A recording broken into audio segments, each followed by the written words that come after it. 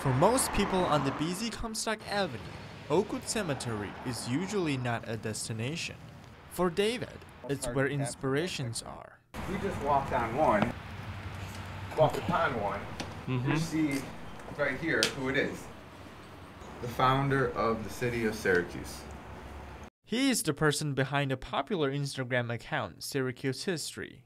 Since 2013, he has been capturing the city's beauty that most will ignore. People just walk by and they don't think anything of it.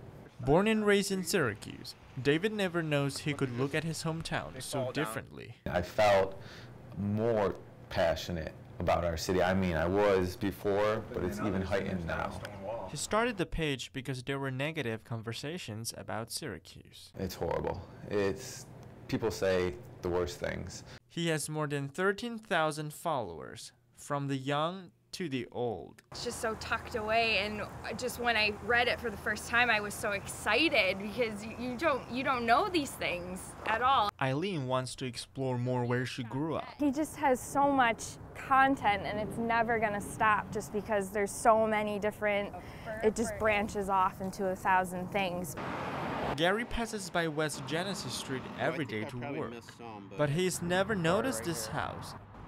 I wasn't even sure where it was. A lot of the times the houses are more run down and things have changed in the neighborhood, yet there was some really incredible people living in that neighborhood at one time that were movers and shakers in the city many, many years ago. With so many stories that David has told, there's one, however, not many people know.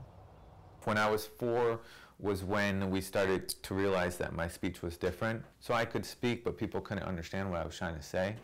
David has been suffering from stutter for years.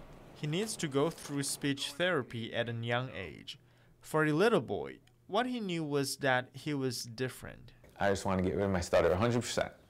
Just no more. Barely could he get out of a word as a junior high student. It feels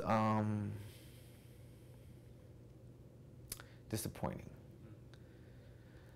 Because I do have a lot to share, and I know that even back then and now I don't always share it because I'm fearful of the stutter, the reactions.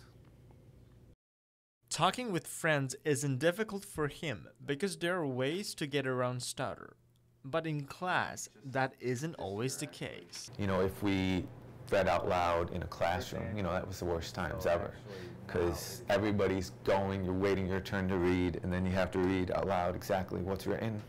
Changing words can avoid stuttering, but it doesn't solve the problem. But it puts you in a situation where you will be stuttering more, and that is obviously a difficult thing. The challenge isn't easy to understand. He wants people to learn more about it. Stuttering is not something I can simply stand up here and explain to you. It has to be experienced. And it's experienced every day by people who stutter. So do stories. David has a lot to share. It also allows me to give voice to the voiceless, the buildings, the homes, just in a different way. Just like I want to give a voice to those who stutter, who aren't in a position to share their stories yet. The really cool thing about history is it doesn't have to be stuffy, it doesn't have to be textbook stuff that you sit down in a classroom and look and learn about. Because it's everywhere. Reporting in Syracuse, New York, Jason Chen, NCC News.